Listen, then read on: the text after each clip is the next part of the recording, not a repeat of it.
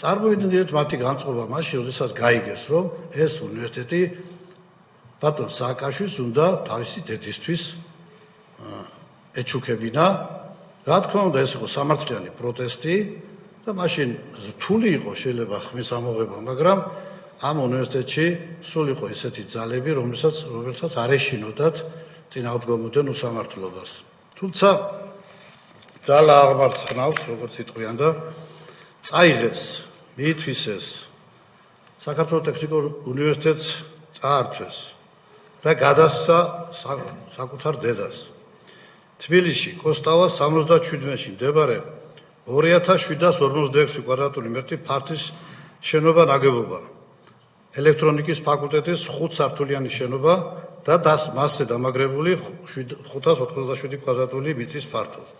თბილისში იგივე მისამართზე კოსტავას 77-ში მდებარე 866 კვადრატი ფართის შენობა ნაგებობა, ეგრეთ წოდებული ჟანგბადის ლაბორატორია და მასზე დამაგრებული 877 კვადრატული მეტრის ნაკვეთი.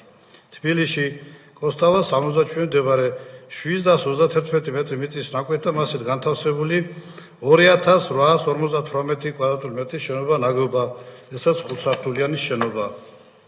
თბილისში კოსტავას 77-ში მდებარე სპორტული მოედნები და მასზე დამაგრებული 9273 კვადრატული მეტრის ნაკვეთი. თბილისში კოსტავას 77-ში მდებარე შენობა ნაგებობები პირველი და მეორე საერთო ფართობით 9058 კვადრატული მეტრი. ერთი იყო 5059 და მეორე იყო 4058. აღნიშნული შენობების ჩამონათვალი ეს გახლავთ საქართველოს ტექნიკური უნივერსიტეტის უკანა მხარე, უკანა ეზო, სადაც იყო ძალიან სპორტული გამაჯანსაღებელი ობიექტები, იყო სამხედრო ლაბორატორია, როგორც გითხარით, ელექტრონული ლაბორატორია და შენდებოდა 2 დიდი კორპუსი. აშენებული იყო, დამთავრებული იყო, მიდიოდა შიგნითა სამუშაოები, ასე ვთქვათ, ზოგიერთ შემთხვევაში უკვე ლაბორატორიები გადასული იყო. ერთი რამეც უნდა მინდა გაუსვა ხაზი, რომ 5 სართულიან კორპუსებში რაც იყო მერხი, სკამი, ყველაფერი წაიღეს. არაფერი სტუდენტების და რომელიც წარმოეწონათ ფანჯრიდან მხრიდან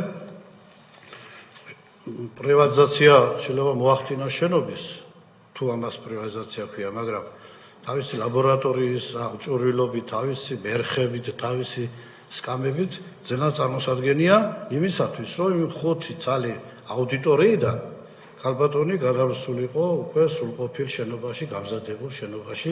ასეც მოხდა